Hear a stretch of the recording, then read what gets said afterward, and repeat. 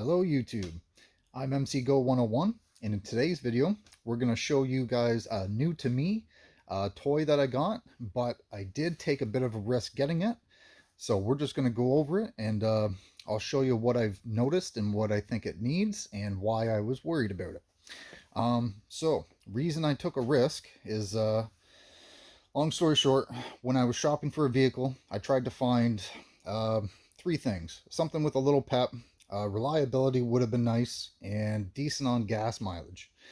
Now usually you only get two of the three, but with a little research I come across this and it almost seemed to get all those 3 points. Shopping for this model of TL between 2004 and 2008, there was many on the market, a lot of rust on the rear wings, steering rack issues. So when I was shopping I had to be extra careful, and I tried to do as much research as I could, and I happened to come across this one, but this one was from Quebec. So that was one of the first risks that I felt that I was taking on it, but I worked with the seller and I come to the conclusion that they had taken care of it. Being from Quebec, I think they get a bit more snow than we do here in Eastern Ontario, so I expected it to be fairly rusty underneath, but they had explained that it was rust proofed almost every year, so that gave me some encouragement. The other big thing was, obviously it's a manual. In the ad it did say that the timing belt was changed. I've since got home, went through the paperwork. I cannot find paperwork for the timing belt job, but I am trying to source that out and confirm 100% that it's been done. So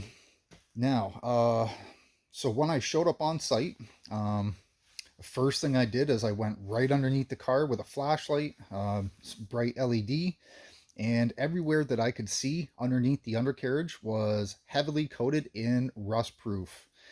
Very happy with that. Now we'll take you for a little walk around. So this is an 07 Acura TL Type S, has about 240 something thousand kilometers on it, but being 15 years old, it's not in terrible shape. The little bit of rust that it does have is just starting on the inner wings or the fenders here. The other side's a little worse, but that's something that I can work on when I get time. It did come with a funky sticker. We're going to remove that. This little lip was not stuck down, so I had some 3M two-sided tape, so that's all fixed up.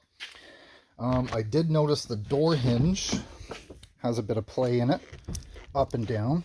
We'll have to look at that. Visually, it almost looks like it may need rear pads and rear rotors. The front rotors are brand new, and the meat on the pads is about half. Seems to brake really well. The initial test drive, I did notice a few things. First off, I was definitely getting the bad strut slash shock popping, mostly on the driver's side, so I'm pretty sure I'm going to be into a strut assembly on that. I also did notice a bit of a weird whine, so I'll show you the cause of that whine, but I think there's something a little more going on.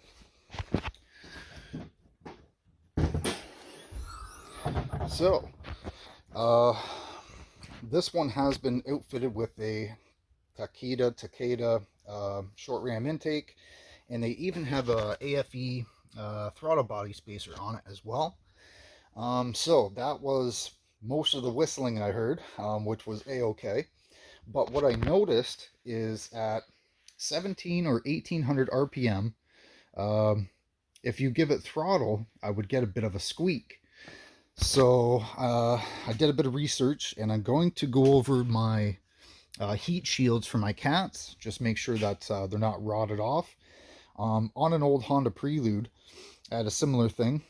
Made a tinging noise at like 1800 RPM.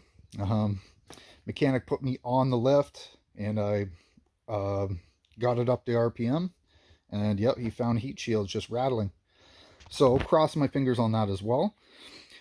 Uh, the next biggest risk that I took, and I'll try to explain this to you.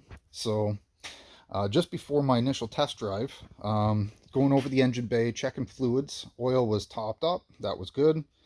Um, I did notice, now you'll get a kick out of this, but my coolant reservoir, when I first seen it, was empty. And the reservoir cap was almost completely broken and separated. So the car was cool when I went to check it. So I popped off the rad cap, which is hot right now. I just got back, but I could not see any fluid in the top of the rad.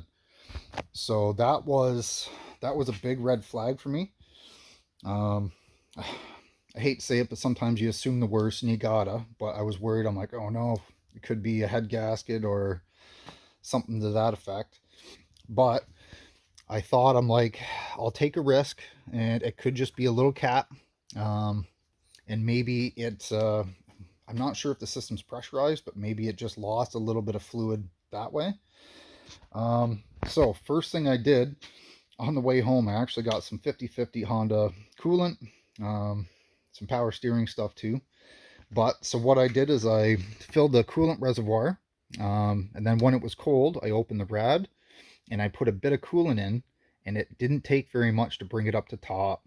So crossing my fingers, I think I lucked out. I only put like maybe a third of a liter in, and I could see it. So I'm hoping I just may have lost some from the bad cap. So I was like kind of horrified on the way home with the car. I was like, oh no, is this a bad decision? Got a hold of my local dealer, and I got a brand new reservoir cap. Cost 12 bucks. So we're gonna get this stupid Gorilla Tape off, and we'll get the cap reinstalled, and we'll check our fluid levels after that. Yeah, so those were my big concerns. There's no engine lights on. I'm gonna run a code test. Yeah, but so hopefully I did okay with it. All the lights seem to work. Not a rebuilt title. There was a small accident. I think the front bumper's been replaced, and the GPS needs to be updated. So I'm looking into that as well.